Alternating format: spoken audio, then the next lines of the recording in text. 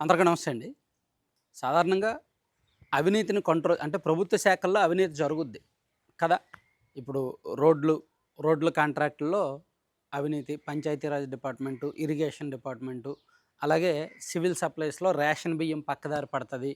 ఇట్లా చాలా డిపార్ట్‌మెంట్ ఏది మైనింగు, ఎక్సైజు ఇలా చాలా శాఖల్లో అవినీతి జరుగుద్ది. ఈ అవినీతిని కంట్రోల్ చేయడానికి, జరిగిన అవినీతిని బయట పెట్టడానికి కూడా కొన్ని శాఖలున్నాయి.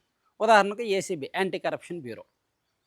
వాళ్ళేం చేస్తారు, ఏదైనా శాఖలో లంచం తీసుకుంటే, అవినీతి జరుగుతుంటే వాళ్ళ మీద రైడ్ చేసి, ఆ అక్రమాస్తులను పోగేసిన వాళ్ళని అరెస్ట్ చేసి కోర్టుల్లో ప్రవేశపెట్టి వాళ్ళ మీద చర్యలు తీసుకుంటారు. అలాగే విజిలెన్స్ అనేది ఒక శాఖ ఉంది. విజిలెన్స్ అండ్ ఎన్ఫోర్స్‌మెంట్ అనే ఒక శాఖ ఉంది. దీని గురించి అందరికీ తెలిసిందే. వీళ్ళేంటి, ఎక్కడైనా గనులు అక్రమ తవ్వకాలు జరుగుతున్నా, ఇసుక అక్రమ తవ్వకాలు జరుగుతున్నా, లేదా ఈ మట్టి, గ్రావెల్ అక్రమ తవ్వకాలు జరుగుతున్నా, రేషన్ బియ్యం అక్రమ రవాణా జరిగినా, ఇట్లా ఈ అక్రమాలకు సంబంధించి విజిలెన్స్, ఈ శాఖ పేరే విజిలెన్స్ అనమాట. సో, వీళ్ళు దాని మీద నిఘా పెట్టి ఒక రిపోర్ట్ రెడీ చేసి ప్రభుత్వానికి ఇచ్చి ఆ అక్రమాలను నియంత్రించడం వీళ్ళ బాధ్యత. సో, నిజానికి వీళ్ళు బాధ్యత అక్రమాలను నియంత్రించడం. సో, అంటే వీళ్ళు పెద్దన్న పాత్రలో ఉంటారు. ఎవడైనా ఒక ₹1,00,000 తింటే అది ఇమ్మీడియేట్‌గా ప్రభుత్వానికి తెలిసేలా చేసి దాన్ని కంట్రోల్ చేస్తారు. కానీ వీళ్ళేం చేస్తున్నారు, ఒరేయ్ మీరు ₹1,00,000 తింటున్నారు, మాకు ఒక 50,000 ఇచ్చి మీరు 50,000 తీసుకోండి. అప్పుడు మీరు సేఫు, మేము సేఫు అనేటట్టు వాళ్ళతో జట్టు కడుతున్నారనమాట. సో, విజిలెన్స్‌లో ఉన్న వాళ్ళకు డబ్బే డబ్బు. ఇప్పుడు మన కళ్ళు ఎదురుంగా రేషన్ బియ్యం అక్రమాలు ఏ నియోజకవర్గంలో జరగట్లేదు? ఏ ఒక్కరైనా సరే కామెంట్ చేయండి. పలానా నియోజకవర్గంలో రేషన్ బియ్యం అక్రమాలు జరగడం లేదు, పలానా మండలంలో రేషన్ బియ్యం అక్రమ మార్గంలో వెళ్ళడం లేదని ఎవరైనా కామెంట్ చేయండి. పోనీ విజిలెన్స్ శాఖ వాళ్ళు ఎవరైనా నేను చెప్పింది తప్పైతే నాకు ఇమీడియట్‌గా లీగల్ నోటీస్ ఇవ్వండి, నేను సమాధానం చెప్తా.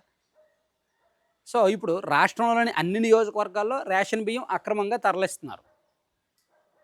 కొన్ని చోట్ల లోకల్ ఎమ్మెల్యే ప్రమేయం ఉండొచ్చు, కొన్ని చోట్ల లోకల్ ఎమ్మెల్యేకి ప్రమేయం లేకపోవచ్చు గాక.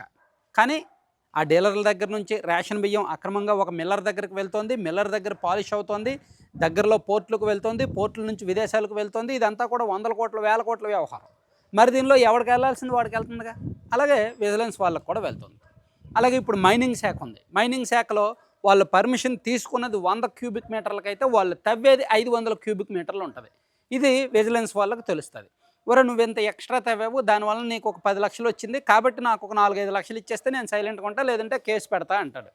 సో, అలా వాళ్ళ దగ్గర నుంచి డబ్బులు తీసుకొని విజిలెన్స్ వాళ్ళు భారీగా లబ్ధి పొందుతున్నారు. ఇది సర్వసాధారణంగా జరిగే అవినీతి. ఇప్పుడు ఈ విజిలెన్స్ శాఖలో నిన్న సాక్షిలో ఒక పెద్ద వార్త వచ్చింది.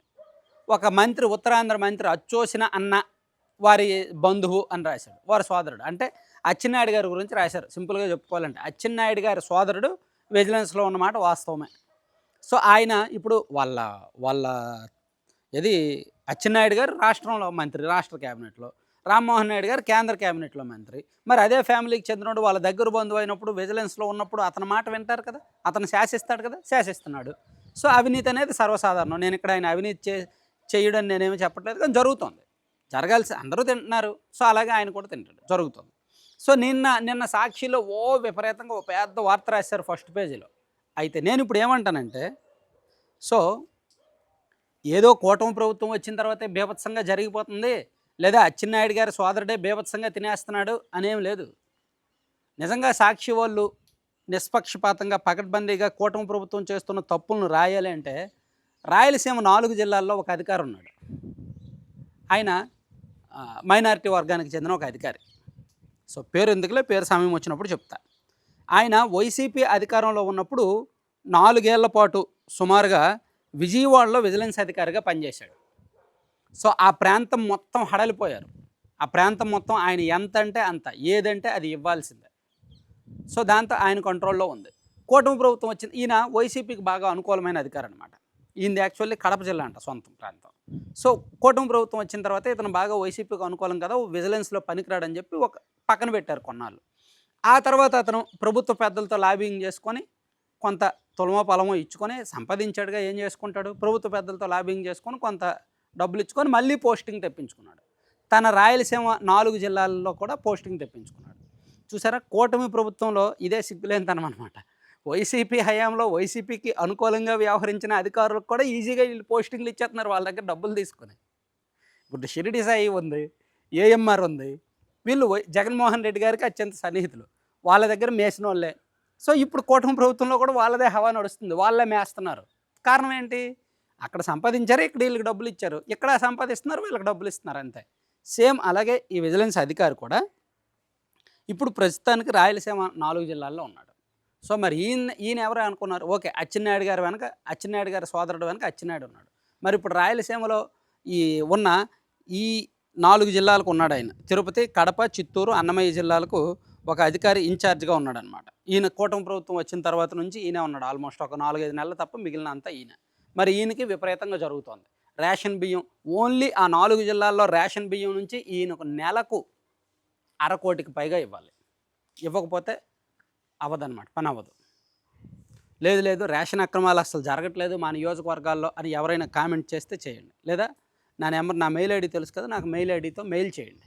లేదు మీరు చేస్తున్న తప్పు, అసలు మా నియోజకవర్గాల్లో మా జిల్లాలో రేషన్ బియ్యం అక్రమాలే జరగట్లేదు అంటారా? ఎస్, నేను ప్రూవ్ చేస్తాను. మొత్తం బయటకు తీద్దాం, లెక్కలన్నీ బయటకు తీద్దాం. సో ఇక్కడ సాక్షి వాళ్ళు రాసినప్పుడు ఒకటి రాయాలి అంటే మొత్తం ఆ విజిలెన్స్లో జరుగుతున్న అన్నీ బయట పెట్టండి. అక్కడ వైసీపీ అధికారులు ఏం చేశారనేది బయటపెట్టండి, టీడీపీ వాళ్ళు ఏం చేశారనేది బయటపెట్టండి. నేను ఇప్పుడు చెప్తున్నా, ఎస్, అచ్చెన్నాయుడు గారి సోదరుడు ఉన్నమాట వాస్తవమే, విజిలెన్స్ డిపార్ట్మెంట్లో చక్రం తిప్పుతున్న మాట వాస్తవమే, ఆయన కంట్రోల్లో కొంతమంది అధికారులు కొన్ని జిల్లాలు ఉన్నమాట వాస్తవమే. At the same time Jaganmohan Reddy గారి సన్నిహితులు కూడా, వైసీపీ వాళ్ళు కూడా ఇప్పటికీ విజిలెన్స్లో చక్రం తిప్పుతున్నారు. వాళ్ళు కూడా కొన్ని జిల్లాల్లో పేరుకుపోయారు. సో అది నిజం అనమాట. సో రాస్తే అన్నీ రాయాలన్నది. సో విజిలెన్స్ డిపార్ట్మెంట్ ఎంత చీప్గా వ్యవహరిస్తోంది అనడానికి ఈ జరుగుతున్న ఉదంతాలే ఉదాహరణ. Thank you.